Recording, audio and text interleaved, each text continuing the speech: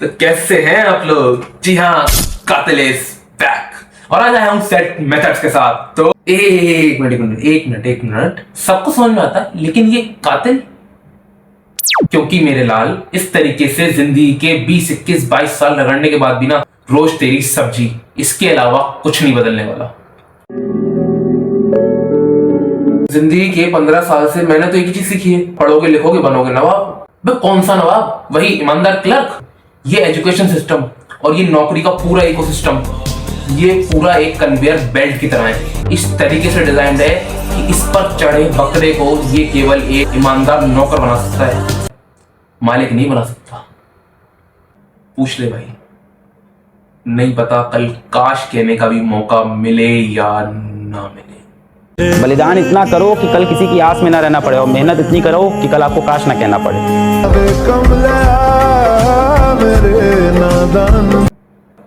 अगर जवाब हाँ है तो congratulations, you are going to be the 1% of this world. लेकिन अगर जवाब ना है तो भाई फिर कह रहा हूं, आई थिंक अब आप समझ गए होंगे। ये बाबूराव का स्टाइल है। तो चलिए शुरू करते हैं। तो चलते हमने कंप्यूटर स्क्रीन पे एंड लेट्स गेट स्टार्टेड। तो सही सलामत होना भाई। अच्छा एक मिनट रुको, एक मिनट। लेकिन ये साला कर क्या रहा है? लो पानी पी। ओह थैंक यू, कोई बात नहीं, कोई बात नहीं। अगर तुमको नहीं पीना तो मैं पी लेता हूँ।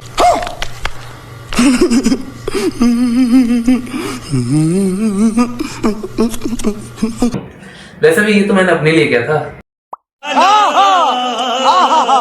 कैसे कैसे लोग रहते हैं यार यहाँ पर।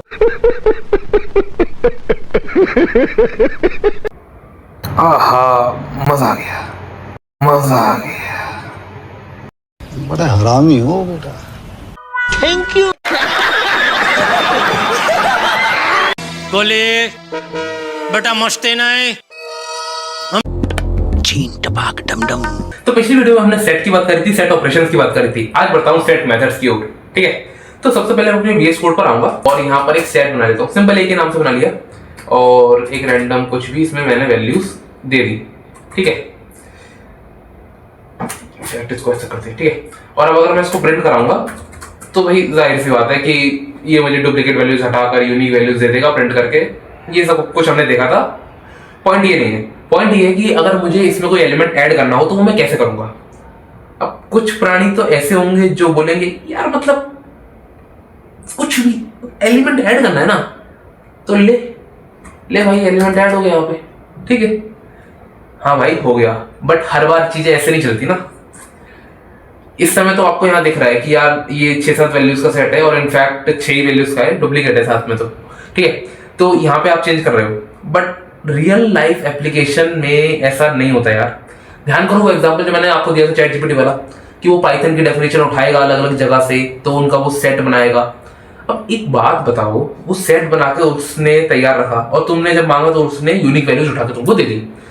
अब जब वो तुम्हें यूनिक वैल्यूज देगा या जब उसने वो सेट बनाया तो क्या उसके बाद जीवन भर, मतलब उस समय से आखिरी समय तक, पृथ्वी के आखिरी समय तक क्या कोई डेफिनेशन ही नहीं बनेगी पाइथन की, या कोई नई वेबसाइट ही नहीं बनेगी जिसपे पाइथन की डेफिनेशन डली हो?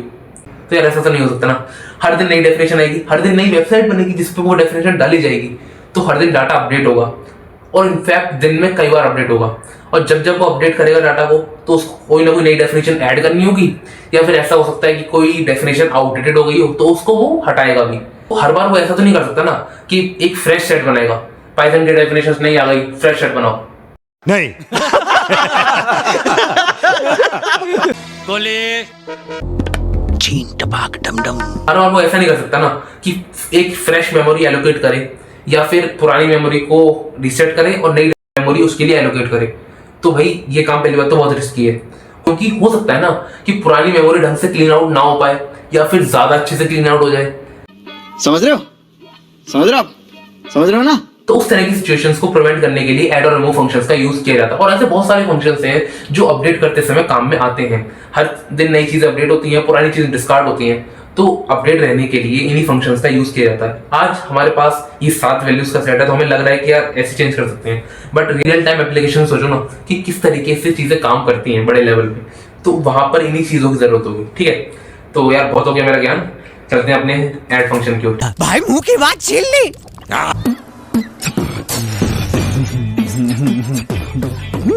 अबे साले। ठीक है, अब मैंने इसमें लिखा कि a डॉट ऐड, और अब मैंने इसमें एलिमेंट ऐड करना है, मान लो 5।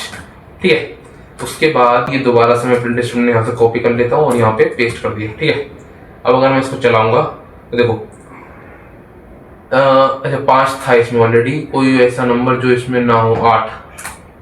ठीक है, देखो यार इसमें 8 ऐड हो चुका है। ठीक है, अब ये तो मैंने एक एलिमेंट ऐड किया, हो सकता है यार 2-3 एलिमेंट और ऐड करने पड़े, एक साथ ही ऐड करने पड़े, तो उसके लिए मैंने ये 2 एलिमेंट्स इसमें दे दिए। ठीक है, अब अगर मैं इसको चलाऊंगा तो कुछ आएगा एरर। अब ये एरर क्यों आया? अब ये एरर इसलिए आया क्योंकि भाई ऐड फंक्शन में आप एक बार में एक ही वैल्यू दे सकते हो, मतलब 2-3 वैल्यूज हम नहीं दे सकते, बिल्कुल नहीं दे सकते यार ऐड फंक्शन में। आप मतलब अगर मुझे 2-3 वैल्यू ऐड करनी है तो मुझे ऐड फंक्शन को 2-3 बार चलाना पड़ेगा, 5 बार करनी है तो 5 बार नहीं। उसके लिए पाइथन में एक और सॉल्यूशन है, उसके लिए पाइथन में सॉल्यूशन है अपडेट का। मतलब मैं इस ऐड फंक्शन की जगह अपडेट फंक्शन का इस्तेमाल करूंगा, और इसमें वैल्यूज को देने का तरीका होता है ये। ठीक है, राउंड ब्रैकेट्स, उसके अंदर एक आप कह सकते हो कि लिस्ट या एरे बनाकर मैं इस वैल्यूज को दूंगा। अब अगर मैं इसको चलाऊंगा तो ये सक्सेसफुली चल जाएगा, और देखो यहाँ पर ये अपडेट हो चुका है, ये लिस्ट ये सेट अपडेट हो चुका है। ठीक है, अब भाई ये तो हो गया अपडेट। अब मान लो मुझे रिमूव करना है, तो रिमूव करना है तो रिमूव फंक्शन का इस्तेमाल करेंगे, a डॉट रिमूव, और मान लो भाई मुझे इसमें 4 को रिमूव करना है। ठीक है, तो मैंने 4 को रिमूव करना है, तो मैंने 4 को रिमूव किया और यहाँ पे प्रिंट स्टेटमेंट प्रिंट कर दिया। ठीक है, देखो ये 4 यहाँ से हट चुका है। अब ये तो वो केस हो गया जब मुझे पता है कि मुझे कौन सा एलिमेंट रिमूव करना है, या फिर मुझे कोई स्पेसिफिक एलिमेंट रिमूव करना है।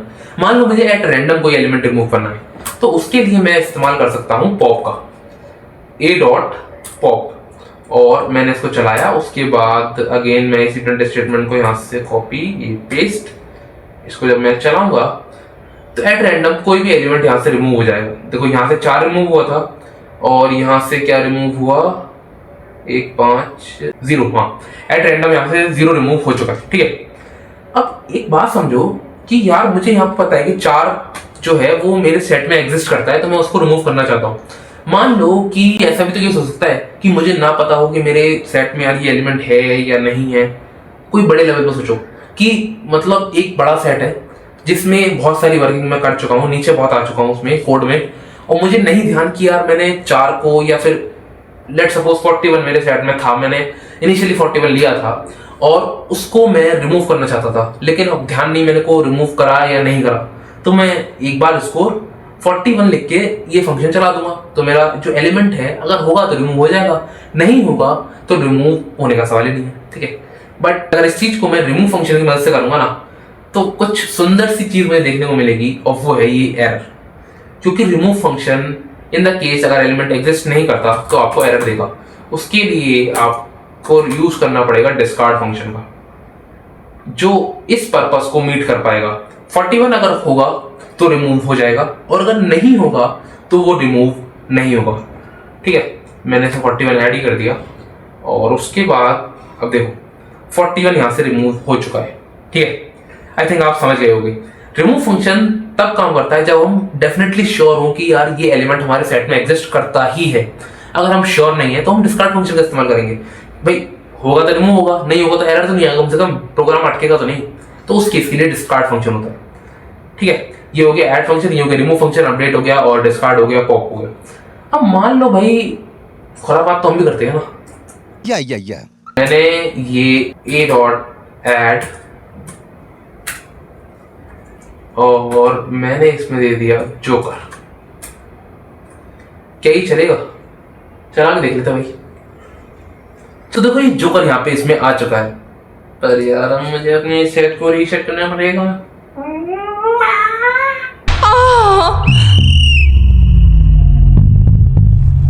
ये क्या कामसूत्र चल रहा है? क्या चल क्या रहा है ये? तो रुको जरा, सबर करो। बोला धक्का मुक्की नहीं करने का, आराम से लेने का।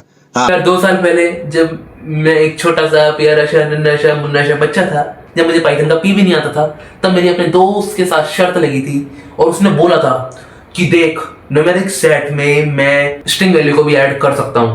मैंने बोला यार ऐसा तो नहीं होना चाहिए, मतलब न्यूमेरिक वैल्यू है तो न्यूमेरिक के साथ ही रहनी चाहिए, स्ट्रिंग है तो स्ट्रिंग के साथ रहनी चाहिए, क्योंकि हम तो जब मैथ में सेट बनाते थे तो ऑब्वियसली मैं उस समय बच्चा था, कह रही हूँ।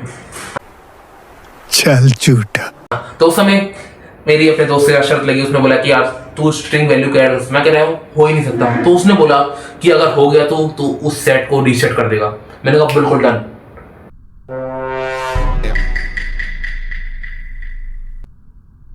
भाई उस समय पाइथन का पी तो आता नहीं था, जोश बोल दिया है डन, तो अब मुझे इस सेट को रीसेट करना है। तो उसके लिए मैं सिंपल एक फंक्शन का इस्तेमाल करूंगा जिसका नाम है क्लियर फंक्शन, और इसको चलाते ही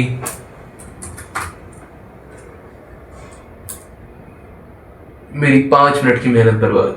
चल चल भाई। क्या बोला? जय श्री राम। देखो ये सेट क्लियर हो चुका है। खैर बचपन की बात यादों को छोड़ते हुए आगे बढ़ते हुए चलता हूँ अपने अगले फंक्शन की ओर। ऐड बता दिया, अपडेट बता दिया, रिमूव बता दिया, डिस्कार्ड बता दिया, पॉप बता दिया, क्लियर क्लियर। हाँ ठीक है। अब आते हैं यूनियन फंक्शन की ओर। देखो यूनियन फंक्शन में पिछली बार तो आपको बताया था कि यूनियन एक ऑपरेशन है, बट एक यूनियन फंक्शन भी होता है। तो पिछली बार वाली ही स्क्रिप्ट उठा लेता हूं मैं, और इसमें मैंने यहाँ पर ये रहा एक, ये था, ये तो मेरे पास है, मैं इसको बी को उठा लेता हूँ यहाँ से और मैं इसको यहाँ पे कर देता हूँ पेस्ट, ठीक है। और अब मैं इसमें देखो प्रिंट करके मैंने इसमें चलाया था ए यूनियन बी, ठीक है। इसको चलाने के बाद मेरे को देखने को मिला था इन दोनों का यूनियन, ठीक है। जाहिर सी बात है यार, ये मुझे कमेंट आउट करना पड़ेगा, ठीक है। अब मैं इसको चलाऊंगा, ये मेरे को आ गया, ठीक है। अब ये तो मैंने इस सिंबल की मदद से करा, बट जैसा कि मैंने आपको बताया मैं इसको एक फंक्शन की मदद से भी कर सकता हूँ। यूनियन का एक फंक्शन होता है जिसकी मदद से मैं इसमें ये काम कर सकता हूँ, ए यूनियन और बी, ठीक है। जाहिर सी बात है इसको मैं प्रिंट स्टेटमेंट में लिखूंगा, क्योंकि यहाँ पे मर्जिंग नहीं हो रही है, ना ही ए की वैल्यू बी में जा रही है, ना ही बी की वैल्यू ए में आ रही है, जस्ट एक यूनियन बनाया जा रहा है। अब अगर मैं इसको चलाऊंगा तो मुझे यहाँ पे ये देखो ये कंबाइंड होके मिल चुका है, दोनों का आउटपुट बिल्कुल सेम आ रहा है, ये इन दोनों का आउटपुट है। अगर मैं एक सेकेंड इसको प्रिंट स्टेटमेंट करना पड़ेगा, ये इसको कर दो कमेंट आउट, इसको कमेंट आउट, इसको कमेंट आउट और इसको कमेंट आउट, ठीक है। अब ये थोड़ा सा क्लियर आएगा, ठीक है। देखो ये आ गया, दोनों की वैल्यूज मेरे को यहाँ पे देखने को मिल रही है इन दोनों प्रिंट स्टेटमेंट की, ठीक है। दोनों का आउटपुट बिल्कुल सेम है। इसी तरीके से ये इंटरसेक्शन का फंक्शन होता है, जहाँ पिछली बार हमने इस सिंबल का इस्तेमाल करके ये किया था, उस तरीके से हम यहाँ पर इंटरसेक्शन का फंक्शन लगाकर भी ये काम कर सकते हैं, जो हमको कॉमन वैल्यूज ऑब्वियसली देता है, ठीक है। जो कि मैंने आपको बताया था कि ये कॉमन वैल्यूज हमको यहाँ से निकाल कर दे देगा, ठीक है। उसके बाद ये डिफरेंस का फंक्शन मैंने आपको बताया था, जहाँ पर हम यहाँ माइनस की मदद से काम कर रहे थे, और यहाँ पर हम इसको करेंगे डिफरेंस की फंक्शन की मदद से, ठीक है। मैंने इसको चलाया तो ये मेरे को ए माइनस बी का मतलब जो वैल्यूज ए की है, और ऐसा करते हैं, फाइनल प्रिंट करते हैं और इसको करते हैं, ठीक है। अब मैं इसको चलाऊंगा तो ये आ रहा है ए, ये पूरा ए सेट है, ठीक है, और ये बी सेट है। अब ए में से जो वैल्यूज कॉमन होंगी वो हट जाएंगी, और उसके बाद जो यूनिक वैल्यूज बची उसको ये डिफरेंस का ऑपरेशन और ये डिफरेंस फंक्शन हमको निकाल के दे देगा, ठीक है। बट ये एक तरफा है, एक तरफा। अंजलि, मैं तुम्हें भूल जाऊं ये हो नहीं सकता, और तुम मुझे भूल जाओ ये मैं होने नहीं दूंगा। इस जन्म में तुम मेरी होगी। तो ये तुम भी सुन लो देव, इस जन्म तो क्या, मैं अगले 7 जन्मों तक उनकी हो चुकी, सिर्फ उनकी। कितना दुख है। कोई हमको अस्पताल पहुंचा दो भैया, बहुत दर्द हो रहा है भैया, भैया। रूपमती रूपमती। तो इसलिए इस एक तरफा को दो तरफा करने के लिए पाइथन में एग्जिस्ट करता है सिमेट्रिक डिफरेंस। ठीक है, अब अगर मैं इसको चलाऊंगा तो इसमें फर्क क्या है? फर्क ये है कि जो ऊपर वाला डिफरेंस फंक्शन है वो हमको केवल ए की रिमेनिंग वैल्यूज देता है। मतलब एक बात समझो, ए और बी दो सेट है, जो कॉमन वैल्यूज है वो हट गई, मतलब ए की केवल जो यूनिक वैल्यूज वो हमें देखने को मिलेंगी। बट ये सिमेट्रिक डिफरेंस उस ए की यूनिक वैल्यूज के साथ हमें जो बी की यूनिक वैल्यूज है वो भी देखने को मिलेंगी। मतलब इस डिफरेंस के साथ हमें क्या मिल रहा है देखने को? डिफरेंस के साथ हमें देखने को मिल रहा है 8, 9, 5 और जोकर। ठीक है, जबकि 8, 9, 5 और जोकर इन वैल्यूज के साथ हमें देखने को मिलेगा 3 और 0। अब अगर मैं इसको चलाऊं तो ये आ गया 3 भी कॉमन है क्या? अच्छा 3 भी कॉमन है। ठीक है, तो केवल 0 इसमें एडिशनल हमें देखने को मिला। ठीक है, आई थिंक आप समझ गए हो। ठीक है, और भाई एक तरफा आपका भी दर्द है क्या? खैर फिर किसी दिन दर्द मनाएंगे, आज फंक्शन मनाते हैं। फिर किसी दिन दर्द मनाएंगे, आज फंक्शन मनाते हैं। कौन है ये लोग?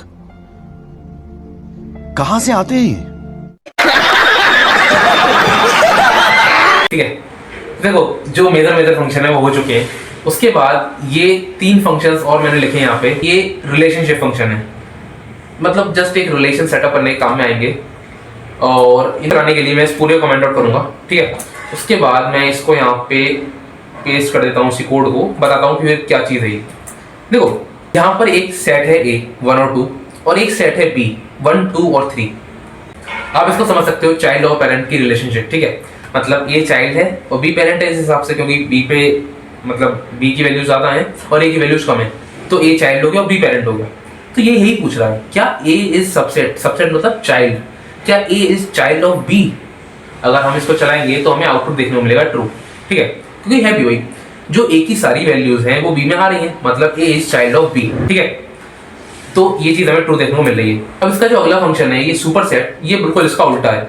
मतलब ऊपर वाला कह रहा था क्या ए इज चाइल्ड ऑफ बी, और ये पूछ रहा है क्या B is parent of A.